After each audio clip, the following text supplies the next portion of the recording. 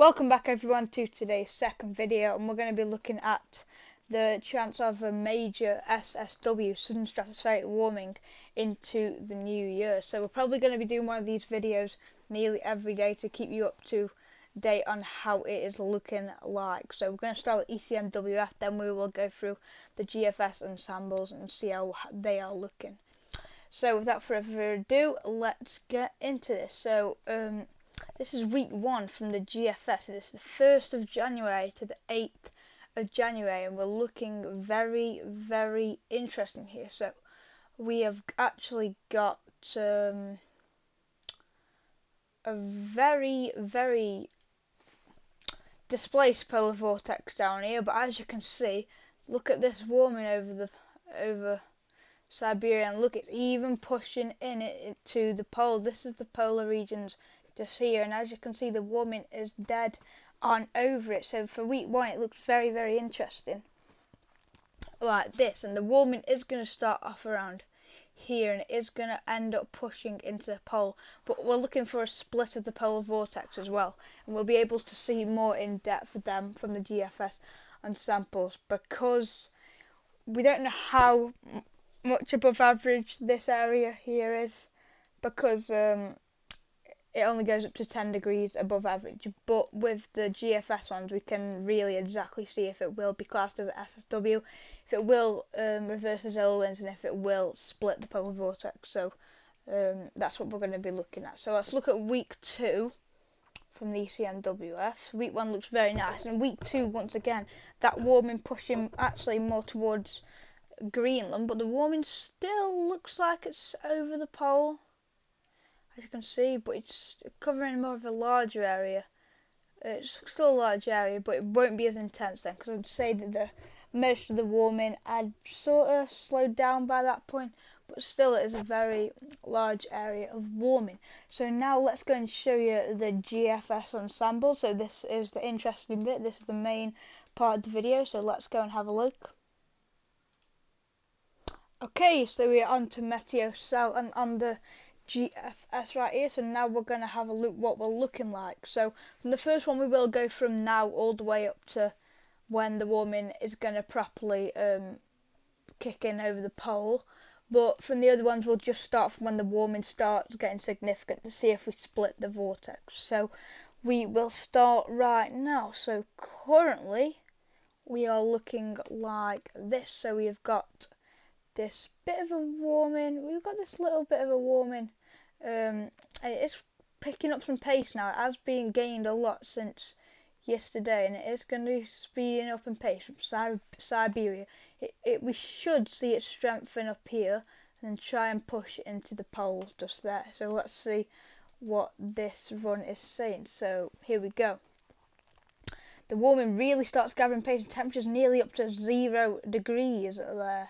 So that is nearly 70 degrees above average. So that is SSW temperatures, but does it get far enough into the pole? So it starts pushing into the pole, and that would probably definitely reverse the solar winds there. Look how intense that warming is get there, just there. And as we carry on, you see the warming stays placed, and it tries to split the vortex, but it's just a displacement in the end. So what we're looking for a split of the polar vortex is we're looking for the warming to put that much pressure on the polar vortex. There's 2 areas of blue, one goes this way and one goes this way, so there's 2 separate areas of blue, so like this and this, because this big warming here have split them apart like that. So that's what we are looking for. So now we're going to get the ensembles up, and we'll start from our 390, I think. So let's do that just now. Okay, let's get into this. So we're going to start with the control run here, and we start at our 192. So the warming very, very strong, pushes in, and it's so close to splitting the polar vortex there, but I think it just holds on. As you can see just here, look how close it is.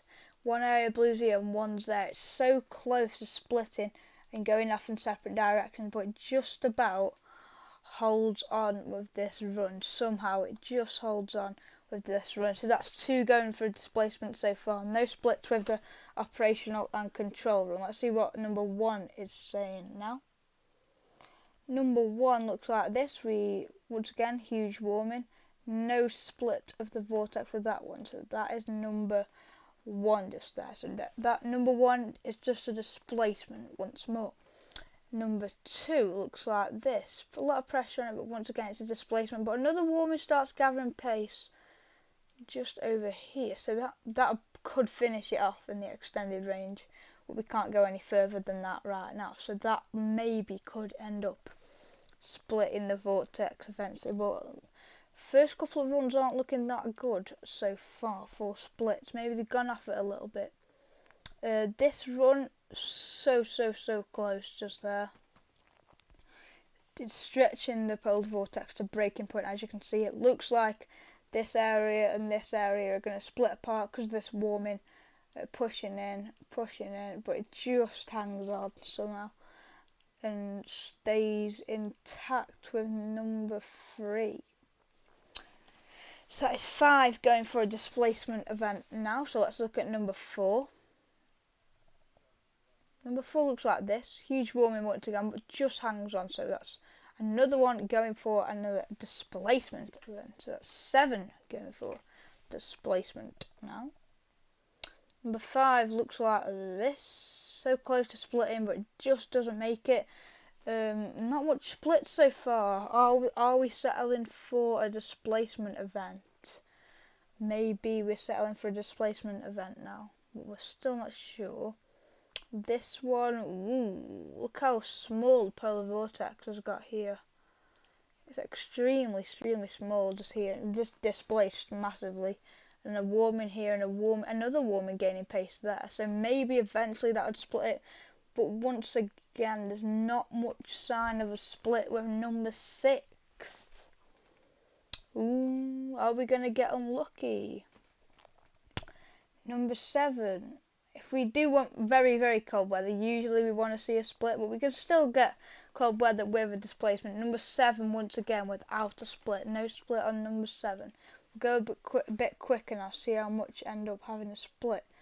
So number 8, no split. Number 9 looks like this. Does number 9 give us a split? See, that's what we want to see, but we just need it to split. That is so close, but it just hangs on. No split with number 9. Number 10 looks like this. Just hangs on once again. They're all very close for a split. They're just not doing it. Just hanging on. Number 11 is very close once again. Is that split there? Nearly. It looks very. That's quite interesting there, because it seems like there's an area of here and here. I don't really know what's gone on with that one. It just seems to have disintegrated. It's a bit of a funny one. I'm not going to say it's a split, but I don't know what's going on with that one. We'll have to look more into that one. Number 12, no split. Number 13, just hangs on. Number 14 looks like this. So close. The polar vortex is just getting disintegrated and pushed right down towards the UK with this. Number 15 splits the vortex. That's a very nice split just there. That is what we are looking for. So we've got one now. We have got one definite split now. There could be a couple more. I'm just not sure if they are proper splits, but we're definitely getting one on sample going forward. We need to see more. Out of 30 on samples, we need more than one. So at the moment it's looking like we're just going to get a displacement event. Once again, tomorrow that could all change. It could switch back towards 50-50, or we could even go for a split. But at the moment, on today's stratospheric warming watch, it's not really. That one's.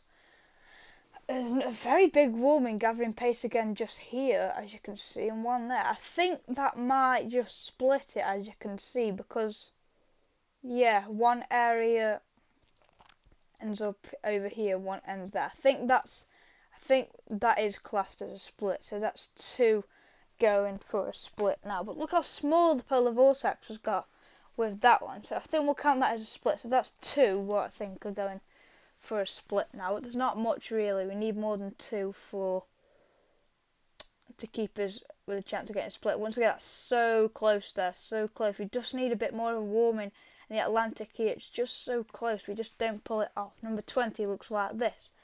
Does number 20 give us a split? Nearly, but not quite. Number 21 looks like this. Does number 21 give us a split?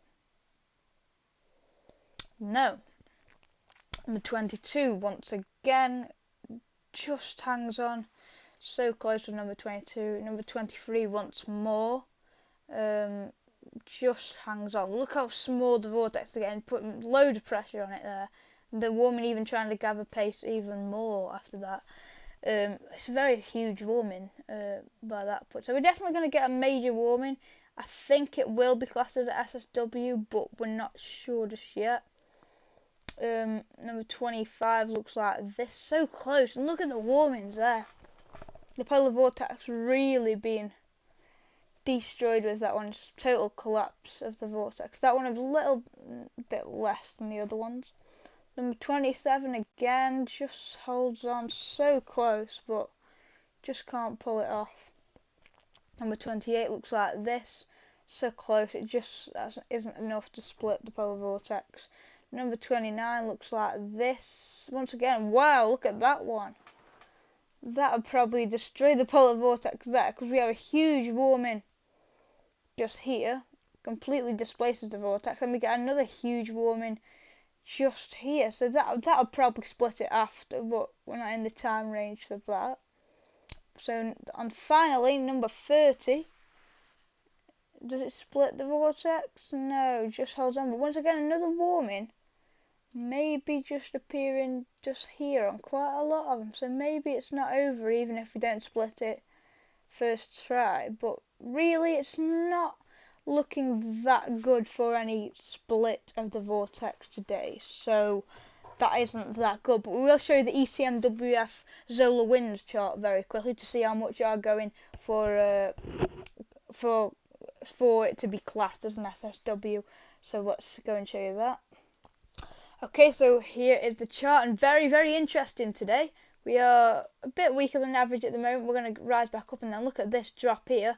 And actually, most of the models today, this is the average, by the way, this big red line just here. We never get back up to that, really, even not at the end.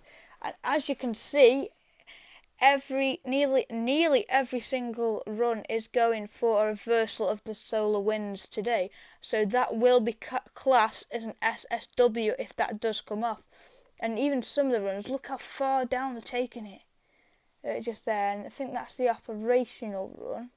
It's black line, very, very -20. That's a huge drop in the solar winds, and nearly every single model is going for a classed